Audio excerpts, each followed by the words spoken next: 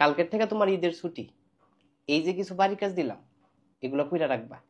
ঈদের পরে আইসা দেখবো। আমার দরকার পড়লে লাড়ি দিয়ে 10টা বাড়ি দেন, তাও আমি ঈদের সময় কোনো লেখাপড়া করতাম না। আরে আমি তো তোমার ঈদের দিন পড়তে বলি না, ঈদের দিন হোক আর ঈদের আগে পরে হোক, তাও আমি পড়তাম না। তুমি কেন পড়বা না? ঈদের সময় পড়ালেখা করা নিষেধ। কে বলছে নিষেধ? কে কইছে কইতারি না?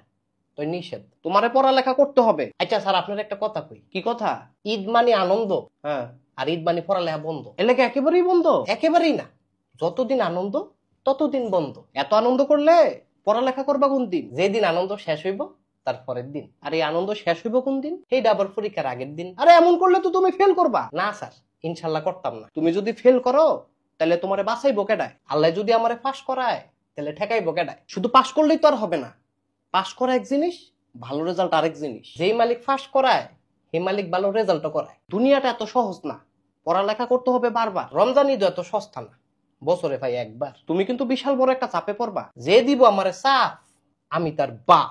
বাপ হওয়ার যাই হোক, পড়ালেখার কোনো বিকল্প নাই। আল্লাহ থাকতে আমার কোনো টেনশন নাই। আচ্ছা, এই বন্ধুটাতে তুমি কি করবা? কিরমু আবার আনন্দ করবো? বন্ধু কিন্তু অনেক বড়, আমার আনন্দ তার চেয়ে বড়। আচ্ছা আনন্দ করো, ঠিক আছে, আনন্দের পাশাপাশি পড়ালেখাটাও করো। স্যার কাউয়ার ডেউয়া কোনোদিন এক জায়গায় থাকে না।